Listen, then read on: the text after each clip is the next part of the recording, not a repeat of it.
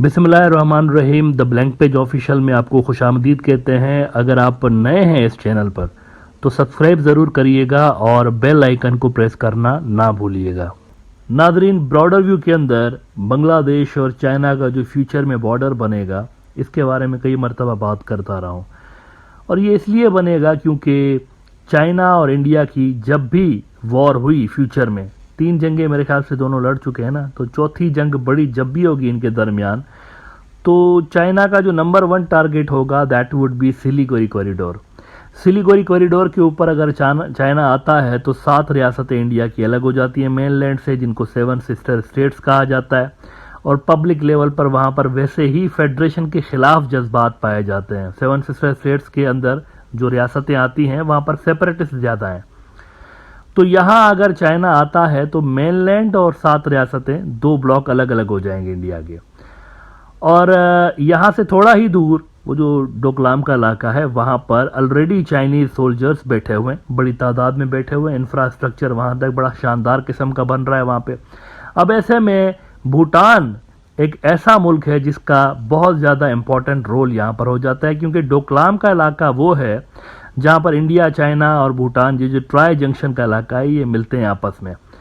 अब भूटान न बजाते खुद कोई बड़ी मिलिट्री फोर्स नहीं, बल्कि दुनिया की जो सबसे वीक आर्मीज हैं उनमें से एक भूटान का भी शुमार होता है। ये डिप्लोमेटिक पावर पे ज़्यादा बिलीव करते हैं, आर्मी इनके पास कोई ख़ास है नहीं। और इनका जो इशू चल रहा था चाइना के साथ पहले शुरू से लेके बॉर्डर डिस्प्यूट्स पे, उनमें ये इंडिया को बीच में लेकर आते थे। लेकिन जब से डोकलाम स्टैंड ऑफ हुआ और इंडियन आर्मी फेल हुई उनकी टेरिटरी को बचाने के लिए, तब से लेकर पॉलिसी शिफ्ट किया उन्होंने। पॉलिसी शिफ्ट करने के बाद वो बायलैटरली इंगेज करने लगे चाइना को, इंडिया को बीच में से निकाल दिया उन्होंने। पहले हर टॉक्स के अंदर इंडिया बीच में बैठा हुआ होता था, मतलब जो भी इश्यूज, फॉरेन इश्यूज रिलेटेड होते थे ना भूटान के, उसमें इंडिया खामखा में बैठा हुआ होता था। वो कहते थे हमारी ट्रीटी ऑफ फ्रेंडशिप हुई पड़ी है 1947-48 की, पता नहीं कब की हुई पड़ी है, तो उस ट्रीटी के तहत हम जो है ना भूटान के फॉरेन रिलेशंस के अंदर इंटरफेयर कर सकते हैं। लेकिन डोकलाम स्टैंड ऑफ के बाद चीज़ें चेंज हुई और इन्होंने खुद ही डील करना शुरू किया भूटान ने। अब सोचने की बात यह है कि 2 इलाके हैं जिनका कुल मिला के जो रकबा है, एरिया, वो कोई 496 किलोमीटर है, स्क्वायर किलोमीटर। एक तो वो डिस्प्यूटेड 2 इलाके हैं और वो दोनों भूटान के जो इलाके हैं चाइना के बॉर्डर के पास हैं। दूसरा 269 किलोमीटर का डोकलाम का डिस्प्यूटेड इलाका है। टॉक्स ये चल रहे हैं असल में कि चाइना ज़्यादा एरिया दे रहा है इनको। वो जो 496 स्क्वायर किलोमीटर के इलाके हैं ना 2, चाइना वो इनको दे रहा है और चाइना बदले में 269 स्क्वायर किलोमीटर इनसे मांग रहा है। अब वो अगर आप भूटान के नेशनल इंटरेस्ट की बात करें तो भूटान के लिए तो ज़्यादा फेवरेबल डील दे रहा है, क्योंकि उनको तो 496 स्क्वायर किलोमीटर मिल रहे हैं और बदले में वो जो दे रहे हैं दैट इज ओनली 269 किलोमीटर्स।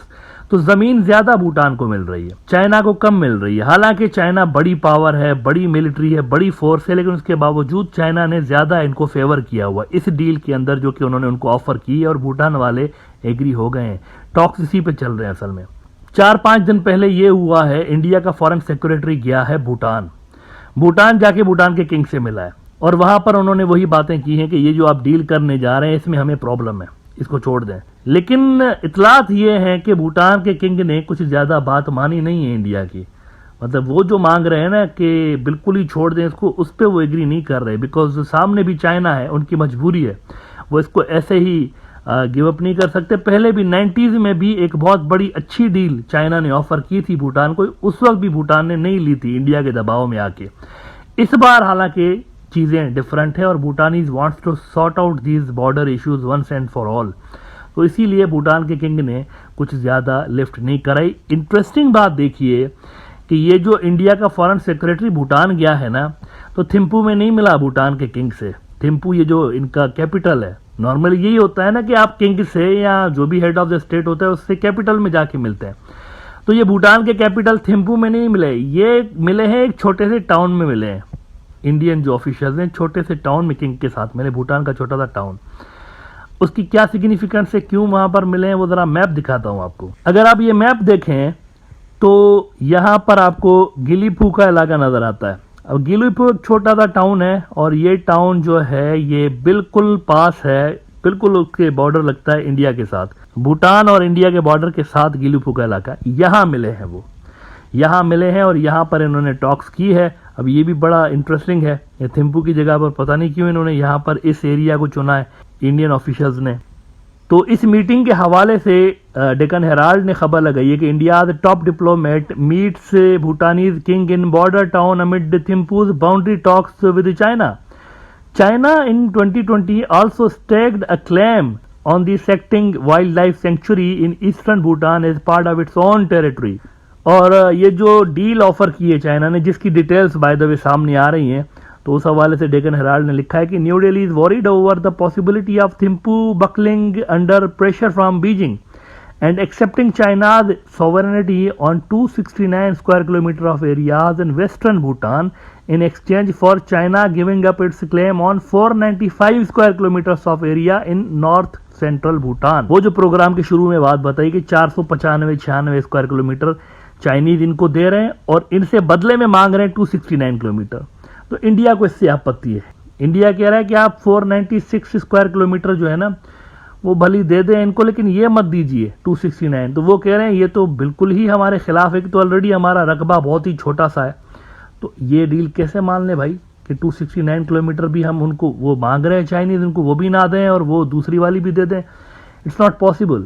तो इंडिया जो प्रपोजल उनको दे रहा है उसका कोई सोल्यूशन इंडिया के पास नहीं है। मतलब ये भूटान वाले उनसे पूछ रहे हैं कि चलें हम अगर इनकी डील नहीं मानते चाइनीज की, तो do you have any other plan, तो वो भी नहीं है इंडिया के पास। मिलिटरली देखें ना, अपना इलाका लद्दाख के अंदर वापस नहीं ले पा रहे इंडियंस, हजारों स्क्वायर किलोमीटर ले गए चाइनीज 2020 के बाद, तो इनका ये इलाका कैसे बचाएंगे, इनको कैसे रिकवर करा के देंगे? इट इज इम्पॉसिबल ना। और वो भी है भी दूसरी जगह पे, उस साइड पे है बिल्कुल, वो भूटान के आखिरी कोने में, इंडिया से बहुत दूर इलाका है वो। तो Bhutan has no other choice.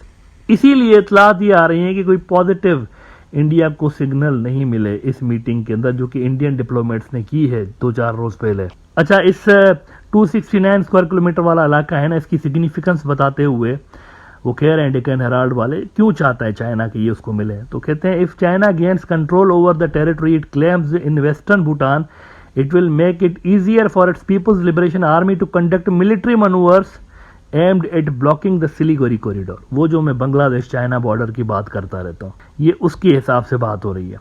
The narrow stretch of land linking India's north east with the rest of the country. तो ये इंडिया ने उनको जाकर मिन्नतें तरले की हैं, इंडिया के टॉप डिप्लोमेट्स ने, लेकिन भूटान ने जो इतलात आ रही है कि उनकी ये वाली जो बात है उसको डाउन प्ले किया है, उन्होंने बात नहीं मानी because they don't have the option. उनके पास कुछ भी नहीं, इंडिया के पास भी ऑप्शन नहीं है। अच्छा, ये कई मरतबा भूटानीज डिप्लोमेट्स ने वैसे कहा है इनको इंडियंस को कि अगर हम आपकी बात मान लेते हैं ना, कन्फ्रंट करते हैं चाइना से फॉर एग्जांपल, तो हम कन्फ्रंटेशन में तो टिक नहीं पाएंगे, we don't have the army. अब वो भी ठीक बोलते हैं, उनके पास आर्मी हकीकतन नहीं है, आर्मी उनके पास। तो वो कहते हैं क्या आप हमें बचा सकते हैं? आप नहीं बचा सकते। आपने हमारा डोकलाम का स्टैंड ऑफ हुआ था, आप तो भाग गए, महीना भी नहीं हुआ आपको, आप ऐसे ही भाग गए बिना लड़े, वो तो बैठे हुए थे। तो कैसे ना आप हमें बचा सकते हैं ना हम खुद बचा सकते हैं अपने आप को चाइना से, तो हाउ डू यू एक्सपेक्ट कि हम उनकी बात नहीं मानेंगे? और वो भी तब जबकि वो ज्यादा फेवरेबल टर्म्स ऑफर कर रहे हैं, हमें 495 स्क्वायर किलोमीटर दे रहे हैं, हमसे मांग 269 स्क्वायर किलोमीटर ले रहे हैं।